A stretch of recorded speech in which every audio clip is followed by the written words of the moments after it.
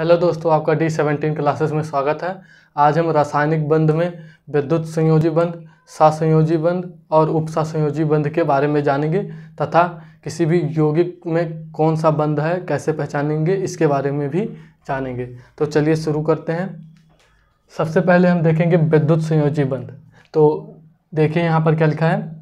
एक है जब किन्हीं दो परमाणुओं के मध्य इलेक्ट्रॉनों के आदान प्रदान या फिर कह सकते हैं स्थानांतरण के द्वारा जो बंध बनते हैं उन्हें विद्युत संयोजी बंध कहते हैं।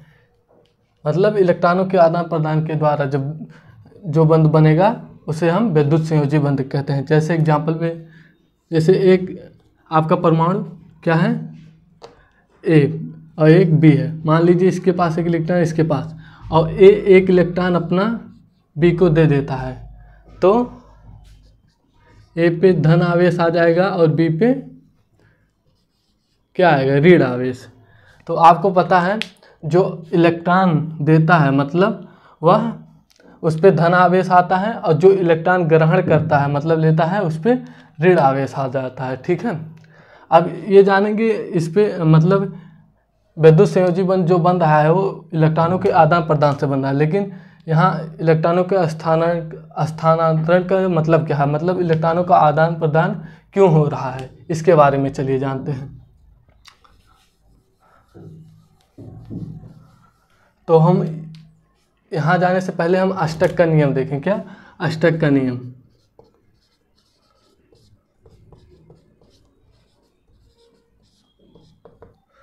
तो अष्टक का नियम क्या कहता है, किसी परमाणु के अंतिम कक्ष में 8 इलेक्ट्रॉन उपस्थित हो तो वह अक्रिय गैस जैसा अस्थायित्व प्राप्त कर लेता है, या मतलब ग्रहण कर लेता है।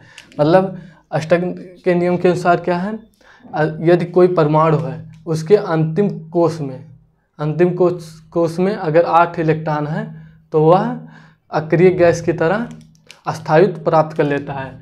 जैसे आपका अक्रिय गैस आप जानते हैं नियॉन, इसका परमाणु क्रमांक 10 होता है। इलेक्ट्रॉनिक विन्यास करें तो 1s2 2s2 और 2p6। तो आपका जो बाह्य कक्ष होगा वो 2s और 2p होगा। तो यहाँ पर देखिए अंतिम कोश में मतलब इलेक्ट्रॉनिक विन्यास 2 8 यही तो होगा। तो अंतिम कोश में आपके इलेक्ट्रॉन कितने हैं, 8 है। तो यह अस्थाई है, मतलब ज़्यादा स्टेबल है। ठीक है, तो जैसे हम एग्जांपल लेते हैं एक सोडियम का, जैसे सोडियम का, तो हम इसका इलेक्ट्रॉनिक विन्यास करते हैं जैसे, तो इसका इलेक्ट्रॉनिक विन्यास क्या होगा, 2 8 2 8 10, और अंतिम कक्षा इसकी क्या है, मतलब इसका अंतिम कक्ष कौन सा है, 1 है, मतलब बाह्य कोश। तो बाह्य कोश कौन सा है, बाह्य कोश में इलेक्ट्रॉनों की संख्या कौन सी, 1 है। कितनी है, 1 है। तो क्या यह अस्थायी है? अष्टक का नियम क्या कहता है, परमाणु के यदि किसी परमाणु के अंतिम कोश में 8 इलेक्ट्रॉन उपस्थित हों तो वह अक्रिय गैस की तरह अस्थायित्व प्राप्त कर लेता है।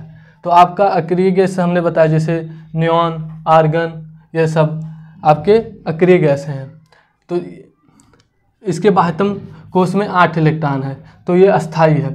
लेकिन सोडियम के बाह्यतम कोश में कितने इलेक्ट्रॉन है, 1 है, तो ये अस्थायी नहीं है।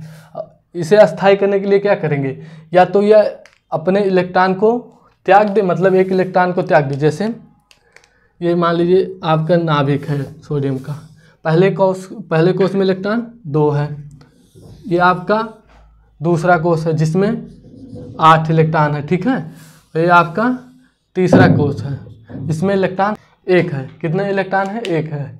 बाह्य कोश में इलेक्ट्रॉन कितना है, 1 है। तो यह अस्थाई नहीं है। तो यह स्टेबल मतलब अस्थाई होने के लिए क्या करेगा, अपना एक इलेक्ट्रॉन त्याग देगा, मतलब Na प्लस का मतलब क्या, एक इलेक्ट्रॉन इसने किसी को दे दिया, मतलब इसने एक इलेक्ट्रॉन त्याग दिया। तो इस पे इलेक्ट्रॉनों की, अब इसका इलेक्ट्रॉनिक विन्यास करेंगे तो कितना आएगा, 2 8। क्योंकि अगर पहले इसका मतलब इलेक्ट्रॉन 11 थे, अगर एक इलेक्ट्रॉन त्याग रहा है तो इसमें इलेक्ट्रॉनों की संख्या कितना हो जाएगी, 10। तो इसका इलेक्ट्रॉनिक विन्यास 2 8। इसका मतलब इसके बाह्यतम कोश में इलेक्ट्रॉनों की संख्या 8 है। अब देखिए ये इसका नाभिक है, पहले कोश में 2 इलेक्ट्रॉन, अंतिम कोश में 8 इलेक्ट्रॉन। तो अगर अंतिम कोष इसका क्या हो गया, दूसरा कोष अंतिम कोष हो गया इसका, तो अंतिम कोष में इलेक्ट्रॉनों की संख्या 8। इसका मतलब ये अस्थाई हो गया, ये अक्रिय गैस जैसा व्यवहार करेगा। अब ये अस्थाई मतलब Na+ आपका स्टेबल अस्थाई हो गया। इसका मतलब कहने का मतलब ये है जो आपका Na है उससे ज़्यादा अस्थाई होगा Na+, ठीक है।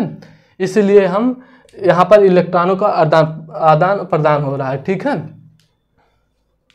अब जैसे एग्जाम्पल के लिए और लेते हैं, जैसे Cl, आपको पता है Cl का परमाणु क्रमांक 17 होता है। एक चीज़ पे और ध्यान दीजिए, अगर बाह्यतम कोष में इलेक्ट्रॉन 1 से 4 तक है तो इलेक्ट्रॉन दाता मतलब तब वह इलेक्ट्रॉन को त्यागेगा। क्या करेगा, इलेक्ट्रॉन को त्यागेगा, मतलब इलेक्ट्रॉन को अपना इलेक्ट्रॉन किसी को दे देगा। अगर 1 से बाह्यतम कोष में इलेक्ट्रॉनों की संख्या 1 से 4 है तो वह अपने इलेक्ट्रॉन को त्यागेगा, ठीक है।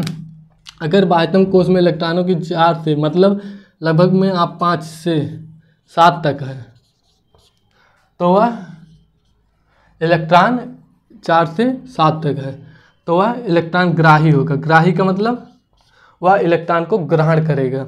अगर उसके बाह्यतम को मतलब किसी परमाणु के बाह्यतम कोष में इलेक्ट्रॉनों की संख्या 4 से 7 तक है तो वह इलेक्ट्रॉन ग्राही होगा, मतलब इलेक्ट्रॉन को ग्रहण करेगा, ठीक है।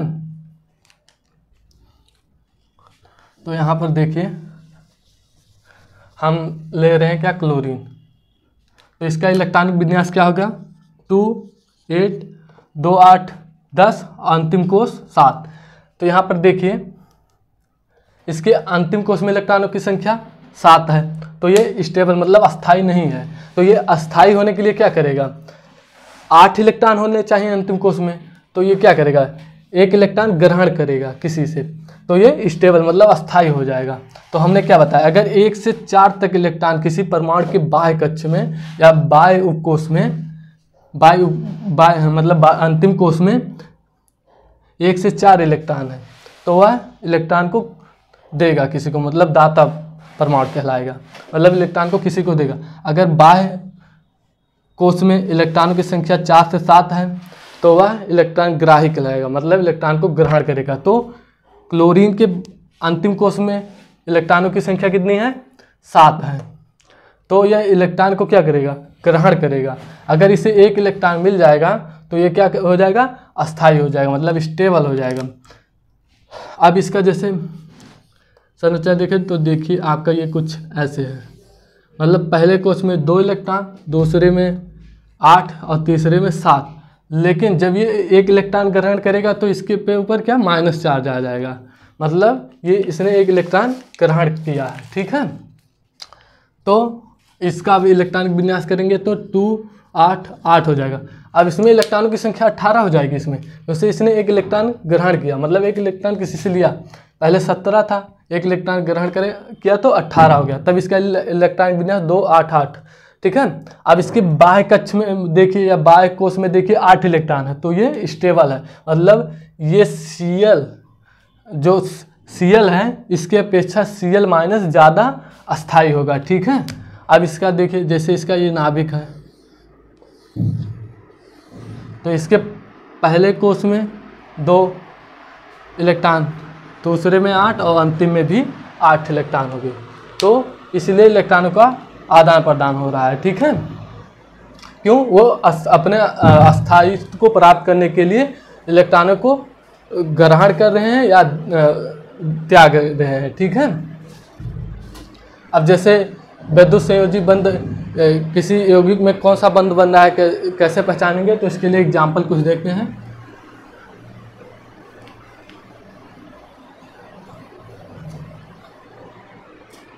जैसे आपका सोडियम क्लोराइड, ये है सोडियम क्लोराइड, ठीक है। तो Na+Cl, ठीक है।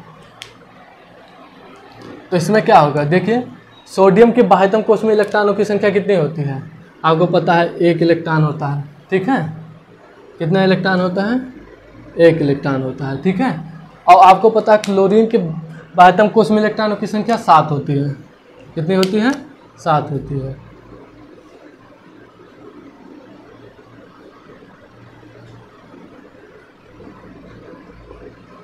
सात इलेक्ट्रॉन कितने हैं? 7 इलेक्ट्रॉन हैं। तो देखिए यहाँ पर सोडियम क्या करेगा, सोडियम क्या करेगा कि अगर सोडियम 1 इलेक्ट्रॉन मतलब त्याग देगा, तो देखिए पहले 2 8 1 इसका इलेक्ट्रॉन विन्यास ऐसे हो रहा था, इसके बाह्य कोश में इलेक्ट्रॉन की संख्या 1 थी, इसका देखिए इलेक्ट्रॉन 2 8 7, ठीक है, ऐसे है, ठीक है। इसके बाह्यतम कोश में इलेक्ट्रॉन की संख्या 7 है। तो सोडियम अस्थायित्व प्राप्त करने के लिए क्या करेगा, 1 इलेक्ट्रॉन त्याग देगा, मतलब Cl को दे देगा, ठीक, किसको? Cl को दे देगा। और क्लोरीन के पास कितने इलेक्ट्रॉन हैं बाह्यतम कोश में? 7। तो अगर इसे 1 इलेक्ट्रॉन मतलब मिल जाएगा तो इसका बाह्य कोश 8 इलेक्ट्रॉन का हो जाएगा, तो ये भी अस्थायी हो जाएगा, तो ये 1 इलेक्ट्रॉन ग्रहण करेगा। तो ये कुछ ऐसे Na + Cl-, तो आपका हो गया NaCl, ठीक है।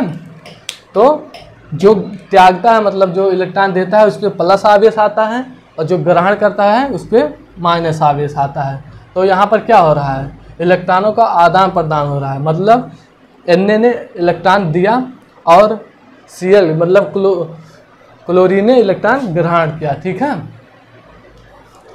अब जब ये इलेक्ट्रॉन ग्रहण कर लेगा तब इसके बाह्यतम कोश में इलेक्ट्रॉनों की संख्या कितनी हो जाएगी?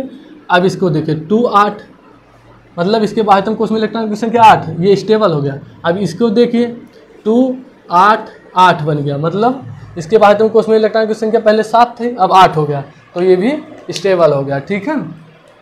अब अगला एग्जाम्पल देखते हैं कैल्शियम क्लोराइड। क्या है? Calcium chloride. अब यहाँ पर हम पहले कैल्शियम का इलेक्ट्रॉनिक विन्यास करते हैं, तो इसका परमाणु क्रमांक 20 होता है, तो ये 2 2 8 8 2 यही होगा, मतलब इसके बाह्यतम कोश में इलेक्ट्रॉनों की संख्या कितनी है? 2 है। कितनी है? 2 है। तो आपका ये कैल्शियम है, ठीक है। इसके बाह्यतम कोश में इलेक्ट्रॉनों की संख्या 2 है। कितना है? 2 है। और ये आपका 2 क्लोरीन है। क्या है यहाँ पर? कितने क्लोरीन है? 2 हैं। और आपको पता है क्लोरीन के बाह्यतम कोश में इलेक्ट्रॉनों की संख्या कितनी होती है? 7 होती है। कितनी होती है? 7 होती है।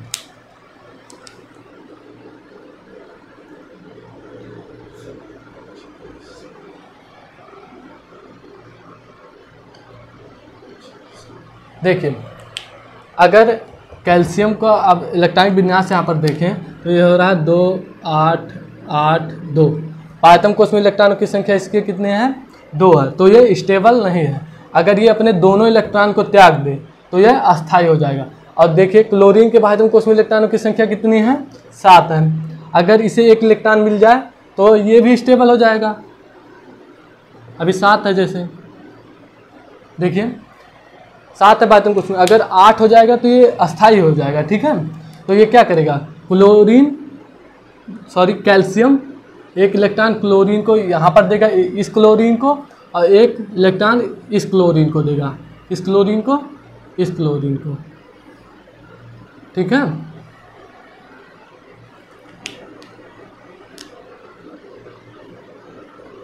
ठीक है, तो क्लोरीन के कितना 8 इलेक्ट्रॉन पूरे हो जाएंगे यहाँ पर बाह्यतम कोश में, तब 8, तब ये क्या हो जाएगा आपका Ca++,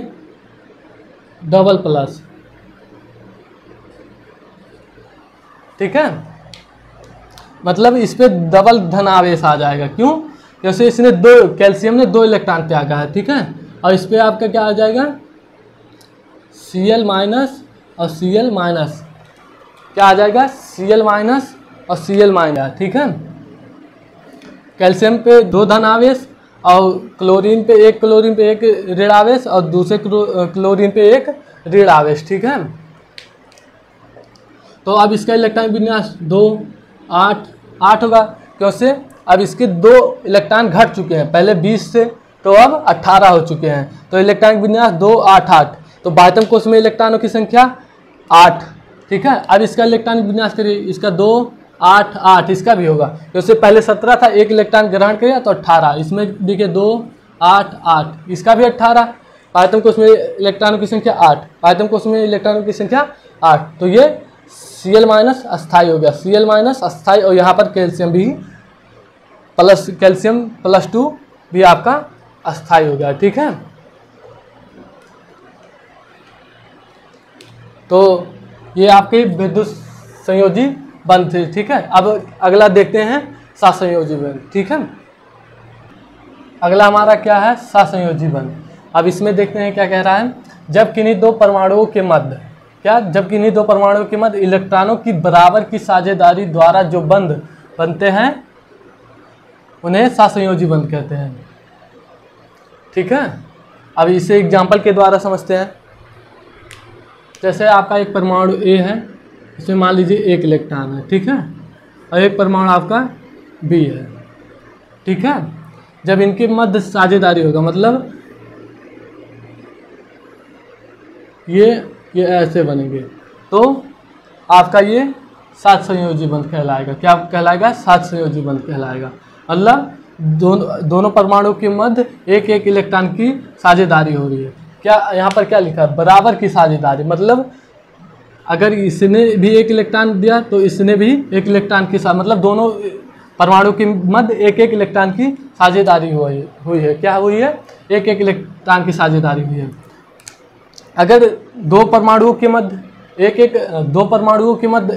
एक एक इलेक्ट्रॉन की साझेदारी हो रही है तो उसे एक संयोजी बंध बोलेंगे, या उसे डैश, सिंगल डैश से मतलब लिख सकते हैं, या इसे ऐसे भी लिख सकते हैं, जैसे A-B। अभी मतलब इन्हीं दो परमाणुओं के मध्य, मतलब दो इलेक्ट्रॉन के बीच साझेदारी हुई होती, जैसे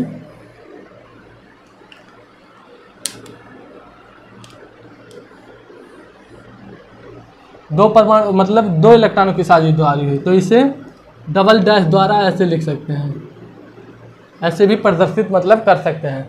अगर एक एक इलेक्ट्रॉन साझेदारी हुई है तो उसे सिंगल, मतलब ए बी के बीच सिंगल डैश द्वारा प्रदर्शित कर सकते हैं। अगर ए बी इलेक्ट्रॉनों के बीच दो ए और बी परमाणुओं के मध्य दो इलेक्ट्रॉनों की साझेदारी हुई है तो उसे डबल डैश द्वारा दिखा सकते हैं, मतलब ऐसे प्रदर्शित कर सकते हैं। अगर मान लीजिए इन्हीं के मध्य 3 इलेक्ट्रॉनों की साझेदारी हुई होती तो इन्हें 3 डैश द्वारा ऐसे प्रदर्शित कर सकते हैं, ठीक है। अब जैसे कुछ एग्जाम्पल या उदाहरण से समझते हैं।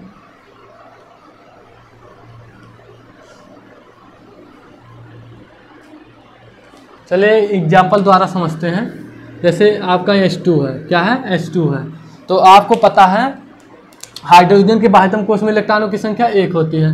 2 हाइड्रोजन है तो इसके बाह्यतम कोश में इलेक्ट्रॉनों की संख्या 1, इसके बाह्यतम कोश में इलेक्ट्रॉनों की संख्या 1, ठीक है।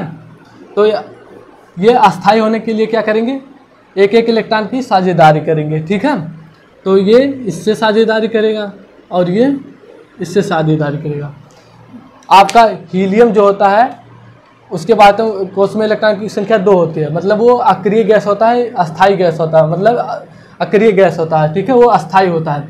तो उसके जैसा होने के लिए, मतलब अस्थाई होने के लिए हाइड्रोजन क्या करेंगे, एक एक इलेक्ट्रॉन की साझेदारी करेंगे।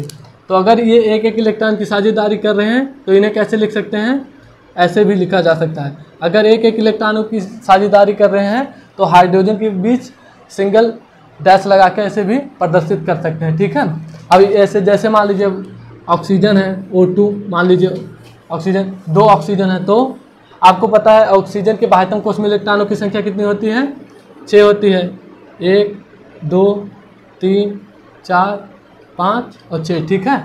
दूसरा ऑक्सीजन, तो इसके भी बाह्यतम कोश में इलेक्ट्रॉनों की संख्या 6 होगा, ठीक है। 1 2 3 4 5 और 6।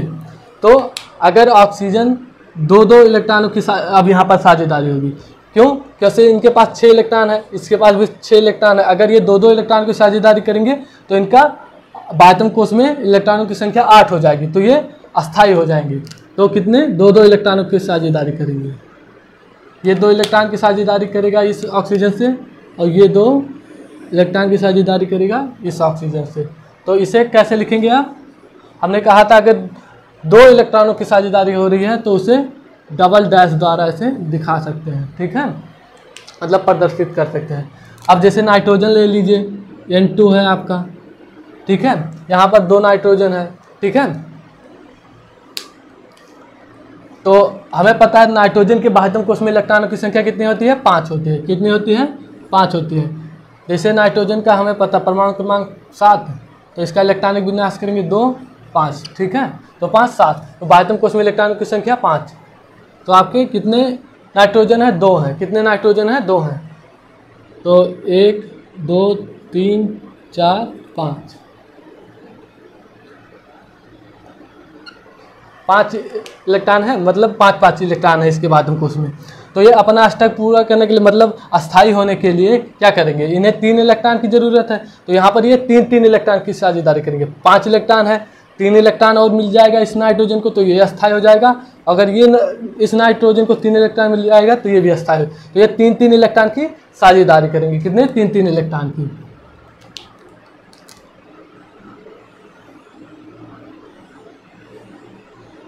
अगर ये 3 इलेक्ट्रॉन की साझेदारी कर रहे हैं तो इन्हें हम कैसे दिखा सकते हैं? N 3 डैश द्वारा। कितने? 3 डैश, मतलब 3 डंडे द्वारा। अगर 2 इलेक्ट्रॉन की साझेदारी हो तो 2 डंडे द्वारा, और अगर 1 इलेक्ट्रॉन की साझेदारी हो रही है तो 1 डंडे द्वारा, ठीक है। अब कुछ और उदाहरण लेते हैं।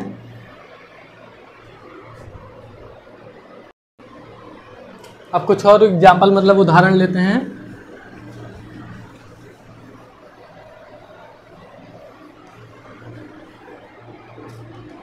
जैसे मेथेन आपका CH4, क्या है? CH4 मेथेन, ठीक है। तो C और ये आपका हाइड्रोजन हाइड्रोजन हाइड्रोजन और हाइड्रोजन। तो यहाँ पर देखिए, आपको पता है हाइड्रोजन के बाह्यतम कोश में इलेक्ट्रॉनों की संख्या 1 1 1 और 1। और आपको पता है कार्बन के बाह्यतम कोश में इलेक्ट्रॉनों की संख्या कितने होते हैं? कार्बन का परमाणु क्रमांक 6, इलेक्ट्रॉनिक विन्यास 2 4, बाह्यतम कोश में इलेक्ट्रॉनों की संख्या 4। कितने? 4।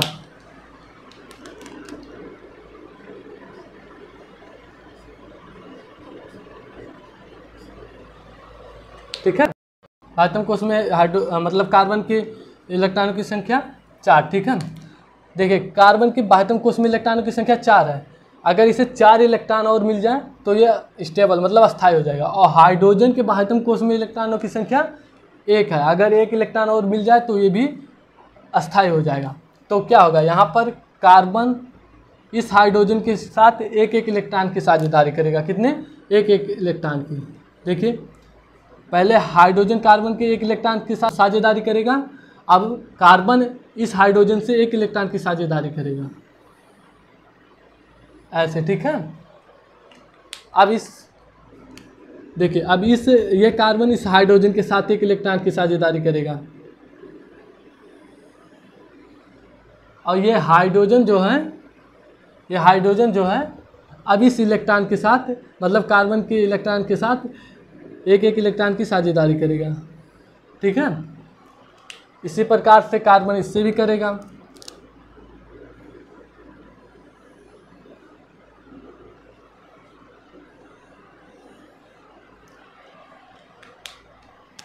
इसी प्रकार से कार्बन इससे भी करेगा।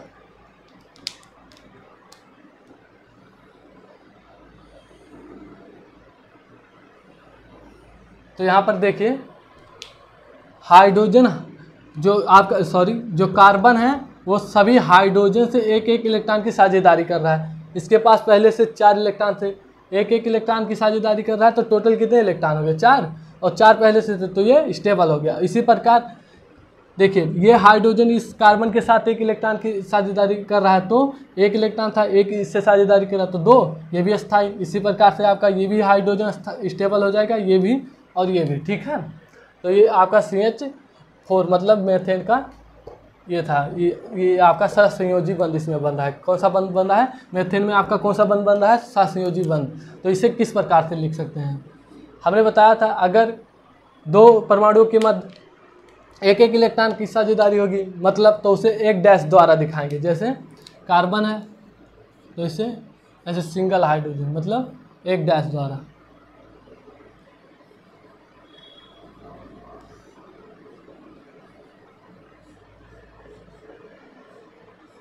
इसे ऐसे भी प्रदर्शित कर सकते हैं, ठीक है। अब अगला देखते हैं उपसंयोजी बंध। कौन सा? ये आपका सहसंयोजी बंध था। अब अगला उपसंयोजी बंध को देखते हैं। चलिए देखते हैं उपसंयोजी बंध। इसमें लिखा है जब किन्हीं दो परमाणुओं के मध्य साझे के दोनों इलेक्ट्रॉन उनमें से किसी एक परमाणु द्वारा दिए जाएं, मतलब इस प्रकार के बंध को उपसंयोजी बंध कहते हैं। जैसे आपके दो परमाणु हैं, जैसे आपका ए एक परमाणु है, एक बी है, ठीक है। ए परमाणु द्वारा दोनों इलेक्ट्रॉन बी को दिए जाए तो ये क्या होगा? आपका उपसंयोजी बंध। तो इसे इस प्रकार लिख सकते हैं, या फिर ऐसे भी लिख सकते हैं। कैसे? या इसे इस प्रकार लिख सकते हैं, मतलब जो आपका ए परमाणु है ये दाता है और जो बी है आपका ग्राही है, मतलब ए द्वारा बी को इलेक्ट्रॉन दिए जा रहे हैं। तो इसे इस प्रकार भी प्रदर्शित करते हैं, मतलब ए दाता परमाणु ए से ग्राही परमाणु बी की तरफ तीर लगा के प्रदर्शित कर सकते हैं। अब इसे एग्जाम्पल के थ्रू समझते हैं। चलिए, जैसे आपका H2SO4 या H2SO4, इसे सल्फ्यूरिक अम्ल भी कहते हैं। क्या कहते हैं? सल्फ्यूरिक अम्ल भी, ठीक है। H2SO4, ठीक है। आपका क्या है? S है, S है, ऑक्सीजन ऑक्सीजन ऑक्सीजन। कितने ऑक्सीजन है? 4 है, और एक सल्फर है, 2 हाइड्रोजन है। तो यहाँ पर देखिए, आपको पता है सल्फर के बाह्यतम कोश में इलेक्ट्रॉनों की संख्या 6, ठीक है। ऑक्सीजन के बाह्यतम कोश में इलेक्ट्रॉनों की संख्या 6।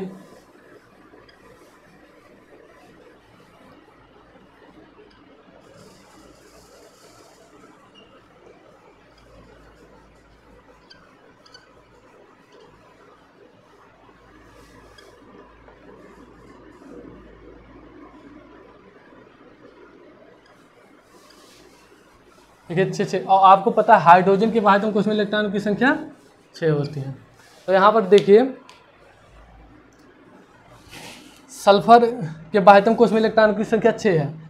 अगर ये 2 इलेक्ट्रॉन मतलब 2 इलेक्ट्रॉनों की साझेदारी कर ले तो इसका 8 पूरा हो जाएगा, तो यह अस्थायी हो जाएगा। इसी प्रकार ऑक्सीजन को भी 2 इलेक्ट्रॉन चाहिए, तो ये भी अस्थायी हो जाएगा। इसी प्रकार हाइड्रोजन को 1 इलेक्ट्रॉन की साझेदारी करेगा तो ये भी अस्थायी हो जाएगा, ठीक है। तो यहाँ से क्या होगा?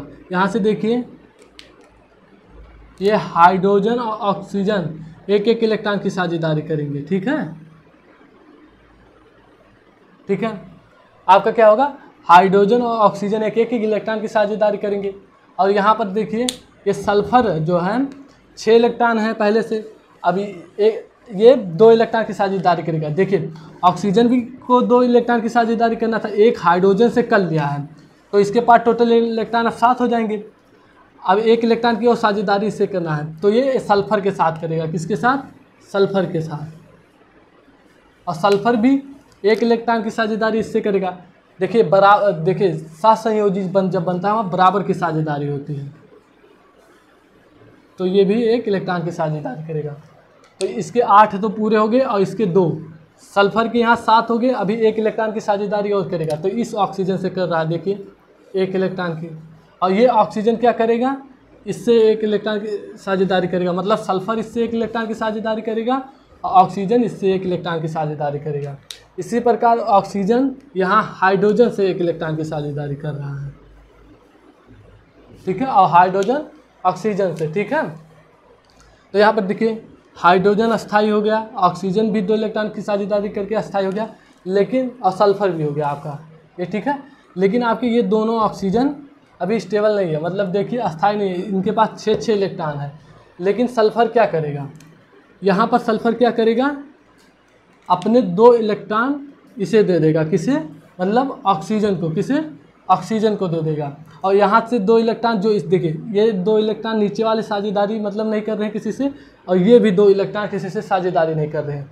अगर ये 2 इलेक्ट्रॉन ऑक्सीजन को इसे दे दें और ये 2 इलेक्ट्रॉन इस ऑक्सीजन को दे दें, तो यहाँ पर कैसा बंध बनेगा, उप सहसंयोजी बंध बनेगा। इसमें क्या लिखा है, जब किन्हीं 2 परमाणुओं के मध्य साझे के दोनों इलेक्ट्रॉन उनमें से किसी एक परमाणु द्वारा दिए जाएं, मतलब एक परमाणु मतलब यहाँ पर सल्फर द्वारा सिर्फ ऑक्सीजन को इलेक्ट्रॉन दिए जा रहे हैं, तो इस प्रकार के बंध को उप सहसंयोजी बंध कहते हैं।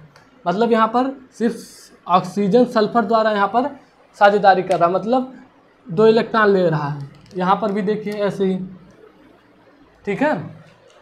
तो यहाँ पर कौन सा बंध बन रहा है, उप सहसंयोजी बंध बन रहा है, ठीक है। अब इसे और सही तरीके से ऐसे लिख सकते हैं, आपको पता है जहाँ सहसंयोजी बंध अगर बन रहा है सिंगल इलेक्ट्रॉन, मतलब वहाँ पर एक इलेक्ट्रॉन की साझेदारी हो रहा है, तो उसे सिंगल डैश द्वारा दिखाते हैं। तो ऑक्सीजन और सल्फर के बीच यहाँ पर कैसा मतलब इलेक्ट्रॉन की साझेदारी हो रही थी, एक इलेक्ट्रॉन की, तो सिंगल डैश द्वारा। यहाँ पर भी एक इलेक्ट्रॉन की साझेदारी हो रही थी, तो सिंगल डैश द्वारा। देखिए, और यहाँ पर हाइड्रोजन ऑक्सीजन के बीच एक इलेक्ट्रॉन की, तो सिंगल डैश द्वारा। यहाँ पर ऑक्सीजन हाइड्रोजन के बीच एक इलेक्ट्रॉन की, तो सिंगल डैश द्वारा।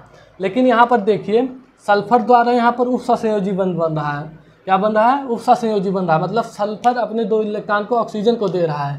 तो हमने बताया था जब सल्फर मतलब उप सहसंयोजी बंध में कोई परमाणु अपने इलेक्ट्रॉन दूसरे परमाणु को देता है, तो इसे कैसे प्रदर्शित करते हैं, जैसे ए अपने दोनों इलेक्ट्रॉन को बी को दे रहा था, तो इसे ऐसे तीर द्वारा दिखा सकते हैं ना।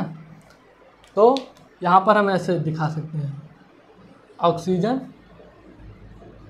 ऑक्सीजन, ठीक है। सॉरी, यहाँ ऑक्सीजन से नहीं कर रहा है ना, सल्फर से, तो इसे इस प्रकार से दिखा सकते हैं, डैश तीर द्वारा ऑक्सीजन ऑक्सीजन, ठीक है। तो आप इस प्रकार से भी लिख सकते हैं इसे, ठीक है। तो आपका इसमें H2SO4 में कौन सा बंध बन रहा है, उप सहसंयोजी बंध बन रहा है। कौन सा, उप सहसंयोजी बंध बन रहा है। तो आज के लिए बस इतना ही। आशा है ये आपको समझ में आया होगा। अगर आपको ये समझ आया तो कमेंट करके ज़रूर बताइए, और अभी तक हमारे चैनल को सब्सक्राइब नहीं किया है तो सब्सक्राइब करिए। मिलते हैं फिर अगले वीडियो में।